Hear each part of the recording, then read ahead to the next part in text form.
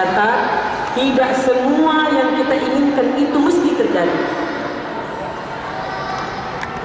Allah Subhanahu wa taala mengatakan, wa tilkal ayyam nudawiluha bainan nas.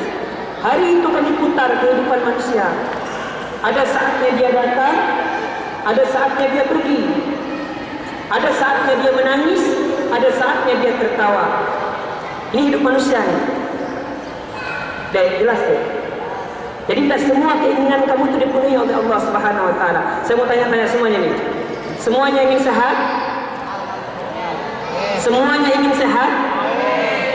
Semua ingin sehat? Seluruh manusia ingin sehat? Seluruh manusia ingin sehat? Saya mau tanya, ada yang ingin sakit? Manusia ingin sakit? Jadi semua manusia ingin sehat. Bayangkan kalau itu dipenuhi oleh Allah Subhanahu wa taala. Tetangga. Bayangkan kalau semua kita sehat, semua keinginan kita dipenuhi, semua manusia sehat. Ayo, dokter bisa nganggur, dokter bisa saling menyuntik satu sama lain, apotek bisa tutup, rumah sakit bisa tutup, bila semua keinginan manusia ini dipenuhi, semua sehat. Jadi tidak semua keinginan kita akan dipenuhi oleh Allah Subhanahu wa taala. Yang kedua, kebahagiaan itu surga. Kebahagiaan kita ini, kesenangan kita. Jadi yang perlu dipahami yang pertama ya, ada yang perlu pahami yang pertama, tidak semua kita akan susah terus menerus, tidak. Tidak semua kita akan susah terus menerus. Dunia ini bukan neraka, yang di sini tempatnya susah terus menerus. Dan dunia ini bukan surga, yang mestinya di sini kita bahagia terus menerus. Bisa dipahami? Dunia bukan neraka tempat engkau selalu bersusah hati. Dunia juga bukan surga tempat engkau bahagia.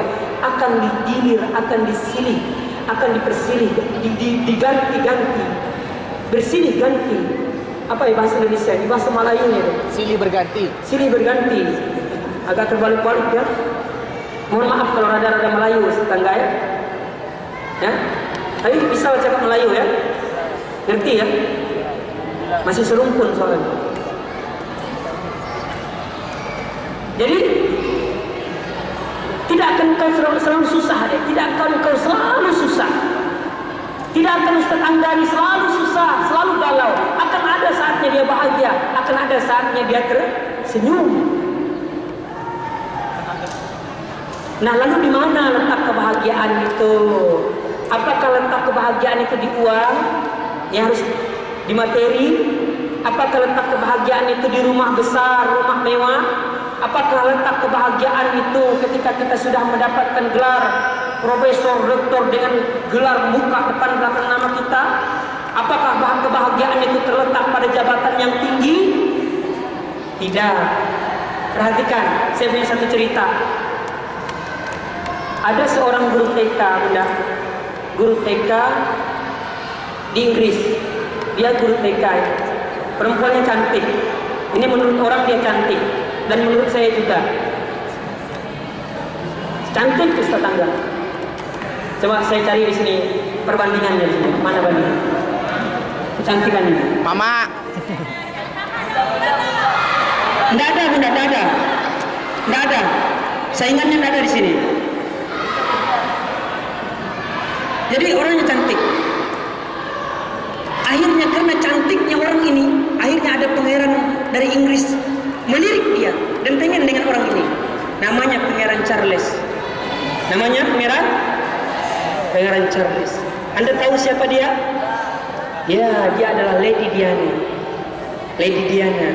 Namanya Lady Diana. Cium tangannya yang merasa lebih cantik dari Lady Diana, angkat tangan. Makanya saya bilang tidak ada berlian.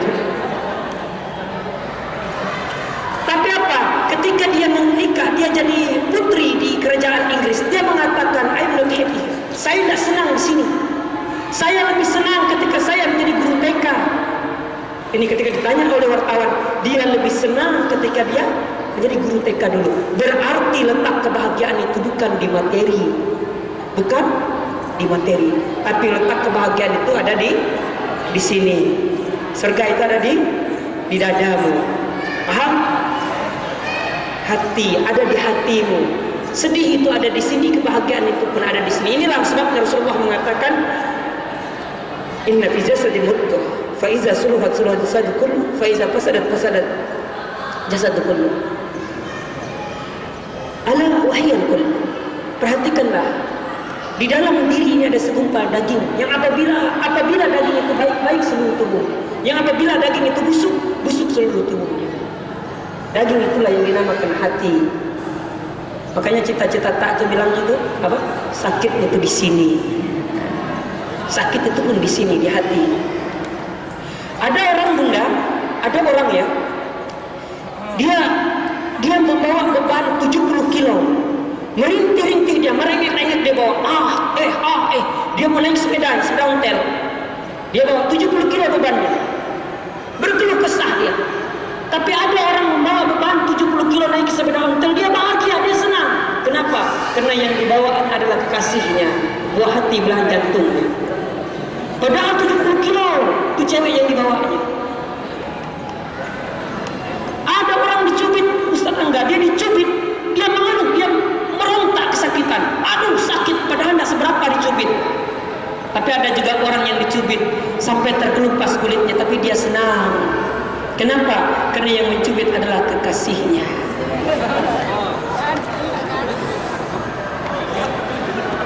Ada orang yang berjumpa, dia tak senang. Dia tak senang ketika bersua, dia tak senang. Apa bersua berjumpa ya? Jumpa sama ya, ketemu. Ada orang bertemu, dia tidak senang ketika dia bertemu, tidak senang dia sama orang ini. Dia jengkel sekali ketika bersemu. Tetapi ada orang yang bersua, dia berjumpa, dia ketemu, dia senang sekali karena yang dia ketemu adalah kekasihnya. Betul sekali. Subhanallah. Jadi menyikapi hidup ini sama perjumpaan, sama mencubit, sama menggonceng. Tetapi ada yang senang, ada yang susah. Saya lihat ini satu lagi contoh. Perhatikan kebahagiaan. Mengandung itu susah enggak? Mengandung susah. Kayak pernah mengandung aja. Ini yang saya tanya ibu-ibu belakang ini. Bunda, mengandung itu susah enggak, Bunda? Mengandung. Alhamdulillah saya tidak pernah mengandung. Mengandung itu susah. Ya Allah, mengandung ya Allah. Baring salah, duduk salah, berdiri salah, mereng salah, tengkurap takut meletus. Serba salah orang mengandung itu. Tapi ada orang mengandung, dia bahagia mengandung, Bunda. Dia bahagia, dia senang mengandung. Kenapa? Karena yang dia kandung adalah anaknya dan hasil dari buah cinta dengan suami tercintanya. Tapi ada orang mengandung, dia gelisah dia mengandung. Dia tidak mau orang tahu, dia tidak mau orang lain tahu. Kenapa? Iya, karena hasil proyek bersama. Tidak jelas bapaknya siapa. Jadi sama-sama mengandung. Jadi kebahagiaan itu ada di hati, bukan terletak pada materi, bukan terletak pada jabatan. Paham adek? Di hati. Makanya saya heran ada orang datang ke dukun itu. Untuk apa kamu cari uang banyak-banyak? Saya ingin bahagia Ustaz, saya ingin senang. Lalu dia datang ke dukun ini, datang ke dukun itu, ya ditipu sama dukun. Kalau dukun hebat, mungkin dukun bahagia. Kalau dukun pintar, mungkin dukun jadi presiden. Ya, tidak boleh orang datang ke dukun pengen bahagia, ya, pengen bahagia, pengen surga ada di hatinya. Lalu dia datang ke dukun. Tidak boleh orang datang ke dukun, ya. Satu-satunya dukun yang boleh didatangi dukun beranak. Selebihnya tidak boleh itu. Man atakahinan nusadaqahu bima qala faqad kafar. Siapa datang ke dukun lalu membenarkan ucapan sang dukun, rontok dia punya iman. Jelas tadi. Nah, lalu bagaimana caranya supaya surga itu ada di hati kita? Kebahagiaan itu, senang itu, nikmat itu, ketentraman itu ada di hati kita. Yang pertama, siap menghadapi segala masalah, baik yang cocok maupun tidak cocok. Itu yang pertama. Siap menghadapi hidup, baik yang kita senangi maupun yang tidak kita senangi. Saya tadi sudah bercerita, tidak semua keinginan kita akan dipenuhi oleh Allah Subhanahu wa taala. Ya Bunda, tidak semua keinginan kita dipenuhi oleh Allah Subhanahu wa taala. Nah, supaya kita bahagia, ini resep yang pertama. siap menghadapi persoalan hidup, baik yang kita senangi, lebih-lebih yang tidak kita senangi.